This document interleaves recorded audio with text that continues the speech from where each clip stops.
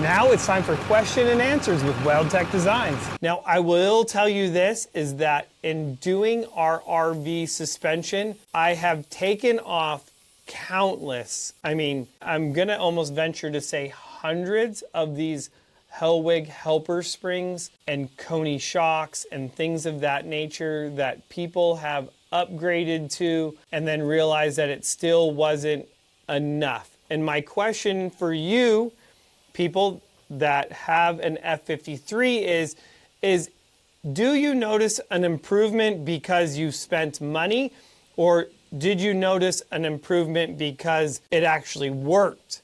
Because I drive a lot of these and I get to really experience a lot of RVs, and I'm just throwing it out there that I'm not happy with this. A lot of other people aren't, and that's why we're making products for these. And my goal is just to keep it real, tell you the pros and cons, and tell you like heck. And I don't even, heck, if you want a set, come by, I'll give you a set. I got like a junk pile of them usually, otherwise they go to recycling.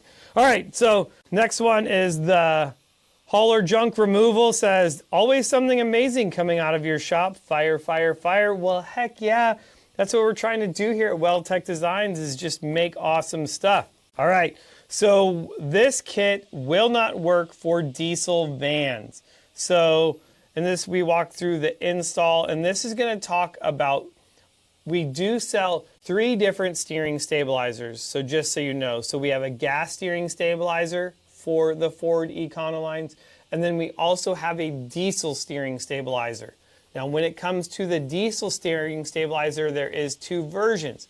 If you have a Weld Tec Design suspension package on it, you can use the normal weld-on style version, which is bigger, beefier, heavy duty. And then we do have a second bolt-on version for you as well. So if you're looking for a diesel steering stabilizer, just make sure you note that if you ordered online, put in the note section, hey, I have a diesel van and it's still stock. That way we can get you the correct part.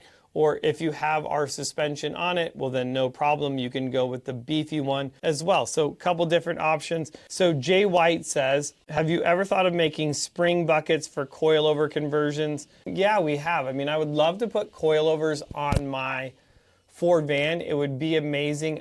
What I don't think is that you guys would like the cost of it.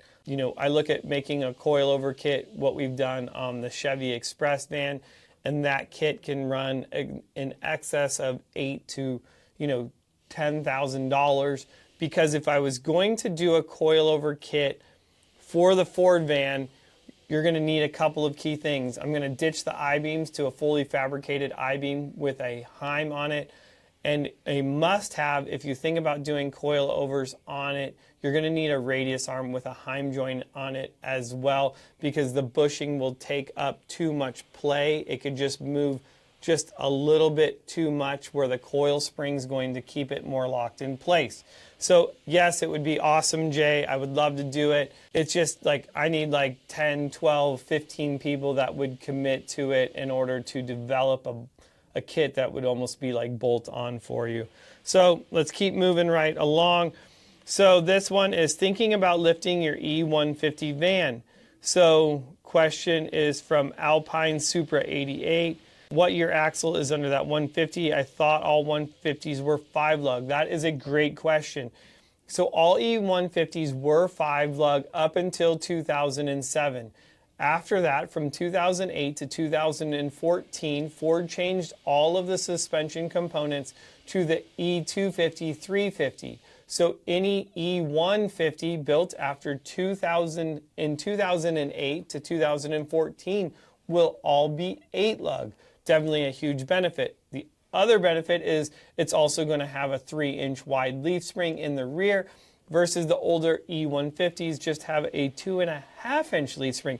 Do you see all this knowledge that you are getting thrown down on you? If you have not smashed that subscribe button, I don't know what you're waiting for. I'm giving you all kinds of free information here. Please hit that. Do me a favor, leave a comment. And like I said, if you guys have questions, comment down below. I'll be happy to answer them.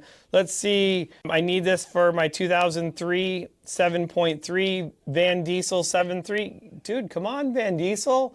What are you waiting for? Get this thing. Yes, you do. Let's see, what do we got?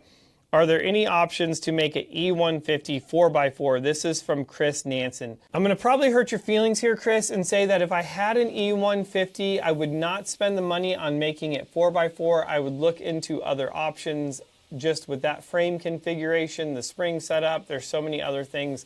I just wouldn't convert an E150 to four-wheel drive. Of course, guys, this is my 10 cents, and you know, that's all that counts right now. Just trying to help you save money. And then, damn, and I thought I had the coolest van. Nope, Mr. Kip Ahoy, you don't. I don't know who does, but I'm gonna assume it's not you. So, all right, let's keep moving on here. So this is no terrain is off limits when your Ford van is equipped with a Weld Tec Designs 5-inch Baja Grocery Kit.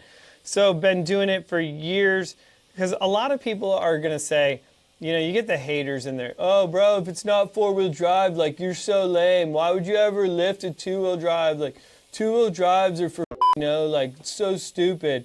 We get so many negative comments when it comes to the two-wheel drive stuff. It's crazy, but really what it comes down to is just your driving skill and ability.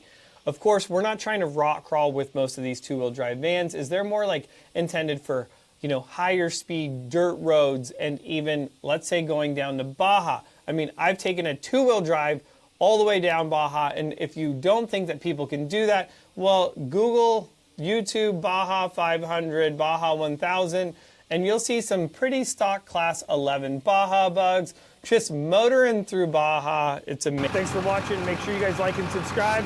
Adios, amigos.